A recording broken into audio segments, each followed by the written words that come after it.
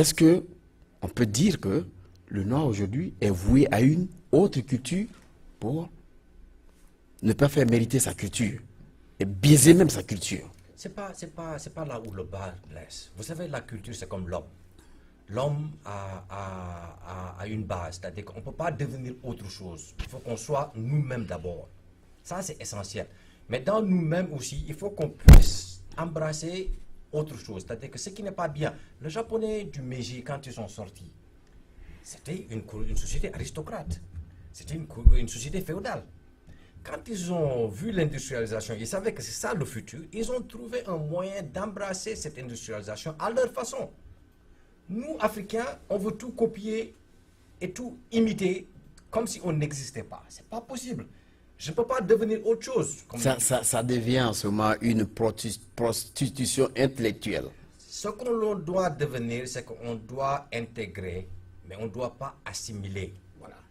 On doit intégrer autrui, c'est-à-dire que ce qui est bien de l'extérieur, on peut prendre, on peut utiliser.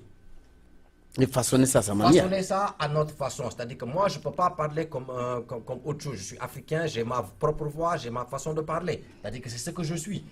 Si j'essaie d'imiter autre chose, tout ce que je fais, c'est que je dévalue ce que je suis. Donc, à la base, ce n'est pas changer fondamentalement ce que l'on est. Ce que l'on doit faire, c'est changer tout simplement ce qu'on pense que c'est une maladie. C'est-à-dire que si on vous paye pour 8 heures, allez travailler pour 8 heures. Ou ajouter 10 heures, 12 heures. Mais tricher, toujours tricher, on ne peut pas se développer en trichant. Ces mots émergence, on ne va pas émerger, on n'ira nulle part tant que nos mentalités n'ont pas changé. Bien, vos chefs d'État parlent de l'émergence. De Monsieur Alassane Draman Ouattara, oui, parce qu'on l'a vu à la télévision, il dit qu'il y a de l'émergence en Côte d'Ivoire. Comme aussi beaucoup de chefs africains, ils parlent de l'émergence. Pourquoi tous ils utilisent alors que votre monnaie ne vous appartient pas? Attendons, arrêtez même 2 secondes, Serge. Le mot émergence là. Pourquoi ils le répètent tous, comme Kenao vient de le dire? Pourquoi eux tous, ils construisent des ponts actuellement? Parce qu'on leur dit de répéter ça? C'est tout. Donc il faut que nous-mêmes qui nous adressons à ce peuple africain, qu'on soit plus sérieux. C'est-à-dire que l'Afrique doit avoir des hommes sérieux, des gens capables de réfléchir en eux-mêmes. Ces mots, on les utilise bêtement comme des gens qu'on a programmés. L'émergence, comme si c'était des robots. Construire des routes, infrastructures. Ça nous sert à quoi ces infrastructures-là? On n'a pas d'usine. On ne transporte pas nos cafés cacao. Hein? Mais vous les amenez à l'extérieur. Hein? La boîte de Nescao que vous achetez à $400 et le prix de kilogramme qui coûte. Il n'est pas transformé chez vous. Il n'est pas transformé chez vous. Allez-y. Je vous dis, vous avez touché un point. Vous savez, quand moi j'étais au pays, le Ghana nous envoyait du cacao. Le cacao, le chocolat, je dis. Le chocolat ghanéen est dans des plastiques scellés, fermés. Voilà. Nous, on n'achetait pas ce chocolat-là. On allait prendre Milo. Chocolat Milo. Que vous-même vous fabriquez? Non. Chocolat Qui vient d'où? De l'extérieur. De l'extérieur. Mais les Ghanéens nous vendaient ça 4 fois moins cher. Et c'est le même goût. C'est la même qualité. Enfin. Mais vous préférez consommer extérieur. De l'extérieur, alors qu'on peut consommer ce qui est du Ghana. Et même qui n'a pas beaucoup de produits chimiques comme à l'extérieur. Mais on ne fait ça pas. C'est une question de mentalité. C'est pour dire que c'est de la même manière. Alors, on avait parlé de l'échange sud-sud. Je vous dis que tant que nous, Africains, nous n'allons pas commencé par développer et améliorer cet échange, cette relation sud-sud, cette relation latérale. Je ne veux pas une relation verticale. Les relations latérales, là, si nous n'allons pas commencer par le faire, M. Serge, nos chefs d'État iront toujours en Europe pour se faire soigner. Mais ils vont. Nous-mêmes, je vous dis, nous-mêmes, nous allons les suivre et finalement, les hôpitaux vont fermer en Afrique. Mais c'est ce que j'ai dit tout à l'heure. Nous avons, la semaine dernière, parlé du fait que l'Afrique doit se retirer de l'Europe. Ouais. Si l'Afrique se retire de l'Europe, je pense qu'elle va aussi se retirer du fait que elle va se soigner à l'Europe, parce que l'Afrique se soigne à l'Europe. J'arrive. Les Africains, les chefs d'État africains, cette relation latérale dont je parle, les chefs d'État africains peuvent aller en Afrique du Sud de faire soigner. Je vous dis ça. L'Afrique du Sud demeure toujours l'Afrique. Ces chefs d'État-là peuvent trouver des docteurs dans un autre pays africain spécialisé en ce qu'il sauve. Mais vous avez vu, Bongo, il allait mourir au Maroc, tout près là, où il allait à l'hôpital. C'est mieux plutôt que de dire qu'il est mort en France. Il y a aussi M. Idriss Déby, qui est le président de l'Union africaine. Hier, il disait sur les antennes, oui, on va changer le franc CFA. Il faudrait qu'on batte notre propre monnaie. Il faudrait qu'on fasse ceci. Il a été malade. C'est en France et on allait le soigner. Voilà. Vous voyez combien de fois ces chefs d'État ridiculisent l'Afrique. C'est-à-dire que vous quittez chez vous, où on peut vous soigner normalement à bas prix, mais vous préférez mettre des milliards et des milliards pour qu'on vous soigne en Europe. Je vais te dire une chose. Est-ce que tu sais que c'est dans leur contrat pour arriver au pouvoir? Ils ne font que financer encore ces pays occidentaux. Quand vous vous déplacez pour faire soigner votre avion, où est-ce qu'il va rester? Sur une piste d'atterrissage. Et là, on perd. Donc, enfin, vous êtes en train de produire du business, du travail. Votre personnel, vous allez louer les hôtels pour le personnel. Votre docteur, il va arriver dans l'hôpital là. Vous croyez que l'hôpital va le laisser toucher le matériel free? On va vous charge. Gratuitement. Vous allez payer pour ça. Donc, un seul déplacement du chef de l'État, c'est du business. C'est du travail que ça crée. Vous comprenez? Donc, ça fait partie du package lorsque vous voulez être président. Vous allez venir vous soigner chez nous, vous allez investir chez nous, votre compte, vous allez ouvrir un compte chez nous, vous acceptez le package là, vous l'achetez et vous êtes président. Donc, c'est pour vous dire qu'en fait, ils ne nous disent pas directement que c'était dans leur contrat. Ça fait partie du contrat. Vous devez aller. Vous comprenez? Ça veut dire que même si le Togo fabriquait des voitures, le gouvernement togolais ne va pas utiliser les voitures togolaises pour ses déplacements. Il va aller payer les voitures françaises ou américaines, forcément, puisque c'est dans le contrat, pour être président. Vous voyez? Donc c'est pour vous dire que nous, Africains, tant que nous n'allons pas nous défaire de ce système colonial que je continue, vous pouvez l'appeler précolonial, néocolonial. Moi, je l'appelle colonial. Mais c'est ça, j'ajoute encore que vous avez signé les accords de défense où vous donnez vos matières premières pour qu'on puisse vous défendre. Au lieu de donner ces matières... Contre qui? Mais c'est ça. Contre eux-mêmes. C'est ça. Vous avez vu ça en Côte d'Ivoire, non? Ah mais oui. Mais c'est partout. C'est partout en Afrique. La Côte d'Ivoire, ça a été palpant actuellement avec... Michel Alassane Ouattara? Non, avec Gbagbo. C'est-à-dire que ce que vous n'avez pas compris avec Gbagbo et tout ce qui se passe, toute cette mascarade-là, c'est-à-dire que quand les intérêts européens sont bafoués, mais ils vont en guerre contre vous. Non, ce n'est pas bafoué. Vous savez, quand vous dites bafoué, c'est comme s'ils sont toujours là, puis on ne respecte pas leurs intérêts. Quand ils savent que vous allez les substituer, c'est ce qu'ils appellent vous défendre. Hein.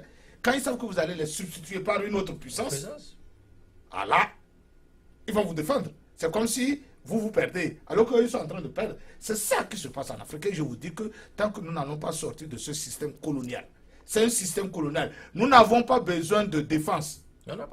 Nous n'avons pas. Nous ne fabriquons ni une bombe, ni un char.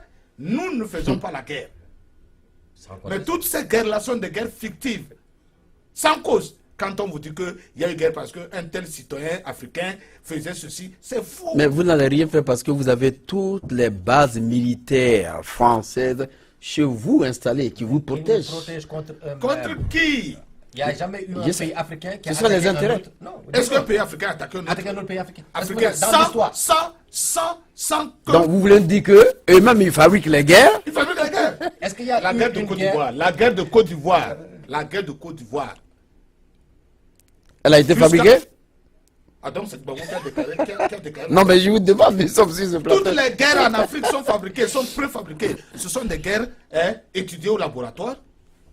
Dans les minutieusement étudiées. Mais c'est simplement ce qu'ils ont toujours raté. L'être humain est imprévisible. Donc le outcome, la fin, les résultats des guerres, ils n'arrivent pas à les prévoir. Quand vous dites que... Dites-moi, quelle a été la base de la guerre en Côte d'Ivoire? Jusqu'à présent, nous n'arrivons pas à savoir pourquoi la Côte d'Ivoire est entrée en guerre. On nous parle de l'ivoirité. Vous croyez que c'est l'ivoirité? S'il vous plaît, give me break. Merci beaucoup. Alors, M. Alioune. Non, c'est ce que je vais emboîter. Can we give you a break? Il a raison. Vous savez, en fin de compte, ça, c'est insulter notre intelligence d'une certaine façon. C'est-à-dire qu'on arrive à un stade où l'Africain se respecte assez. Parce que c'est une guerre préfabriquée. La Côte d'Ivoire, on a manipulé toute la presse. Les Ivoiriens ont été manipulés. Les gens suivent les gens parce que tout simplement, ils sont de la même religion ou ils sont de la même ethnie. Mais ça, c'est de la bêtise. Vous savez, quand en Afrique, on dit que 75% de la population n'est pas éduquée, donc ils sont faciles à manipuler. Donc ils prennent des gens qui soient disant éduqués, comme Alassane Ouattara, qui sont là pour des intérêts occidentaux. C'est-à-dire que ça, c'est des pions coloniaux.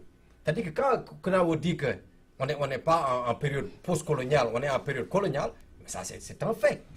Tous ces gens-là qui sont au pouvoir actuellement, s'ils ne travaillent pas pour le maître, on les sort du pouvoir. Ils ont créé cette guerre fictive en Côte d'Ivoire. Ils ont presque détruit ce pays. Actuellement, on nous parle d'une émergence parce qu'il y a une dette qui pompe. C'est des milliards. Mais il y a la constitution qui est en train d'être changée pour qu'on puisse mettre un vice-président. Est-ce que chez l'Afrique, il n'y a jamais eu de Et monsieur Kenao, si vous venez de n'importe où, vous pouvez vous présenter en Côte d'Ivoire. Je vous dis, dans quel pays africain, dans quelle coutume africaine vous avez vu un vice-roi? Dites-moi. Nous, c'est la royauté en Afrique. Dans quel pays africain, dans quelle coutume africaine vous avez vu vice-président et vice-roi? Et maintenant, vous voulez que l'Afrique devienne comme les autres. D'accord. Revenons dans le vif sujet. C'est une parenthèse qui a été ouverte parce que tout ce que nous sommes en train de dire, ça fait part de tous ces problèmes. Le fait que vous amenez une base militaire de l'extérieur pour vous protéger. Il y a encore des problèmes. Vous ne pouvez pas vous soigner chez vous, vous prenez l'avion directement ou à l'étranger, et l'étranger, qu'est-ce que vous faites? Vous allez encore, peut-être vous payer des milliards pour vous maintenir. Donc, je voulais quand même vous dire, vous pouvez nous expédier ou bien nous appeler pour nous donner des sujets à débattre. Mais pour l'instant, je voudrais quand même vous remercier, vous avez été nombreux à nous écouter, à assister à cette grande émission. Non plus assez de temps. Je voulais quand même donner la fin du mot à nos panélistes pour terminer cette émission de grand débat. Alors, monsieur Kenao, votre mot de fin.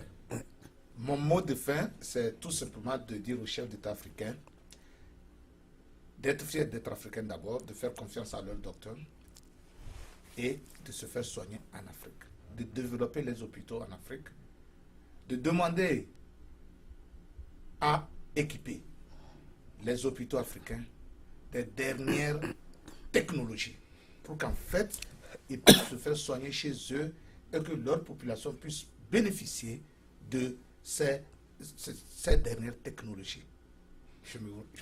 Il faut leur dire de ne plus prendre l'avion pour aller à l'étranger pour se soigner. C'est justement ce que j'ai dit. Monsieur Alioune. Vous savez, je donne toujours référence à un petit pays, le Cuba. Les Cubains n'ont pas la dernière technologie. Le Cuba, c'est une petite île qui se situe tout juste à quelques milliers de kilomètres des États-Unis. C'est un pays qui a été sous sanction pendant presque 50 ans. C'est un pays qui vit plus longtemps actuellement, où les gens vivent beaucoup plus longtemps actuellement que les Américains qui les ont mis sous sanction. Actuellement, Cuba a beaucoup plus de médecins qui s'envoient partout dans le monde pour pouvoir soigner les gens ailleurs. Donc si la volonté politique existe en Afrique, où les gens veulent investir chez eux, on est capable de le faire dans n'importe quelle condition. Mais psychologiquement, il faut qu'on se soigne. Il faut qu'on arrive à un stade où on respecte l'Africain assez. Pour dire que l'Africain, quand on te met dans un poste, et ça je ne parle pas au chef d'État africain, ces gens-là viennent de nous. Je parle chacun d'entre nous, Africains. Qu'on atteigne un seuil où on est capable de nous sacrifier pendant 10 ans, 20 ans, comme la Chine l'a fait, pour arriver à un stade où on n'a plus besoin d'aller en Europe ou ailleurs pour pouvoir nous soigner. Mais il faut qu'on investisse en nous-mêmes pour atteindre ce stade-là. Il n'y aura pas une manne céleste qui va descendre pour venir nous sauver. Les seuls gens qui vont être capables de nous sauver, c'est nous-mêmes. Et il est temps qu'on se réveille, qu'on se dise qu'on a la possibilité. Ça fait 500 ans qu'on porte cette maladie-là. Il est temps qu'on la soigne. Je m'en arrête là. Merci donc, mes chers panélistes. Merci à tous ceux qui regardent cette émission. Merci également à Savadogo.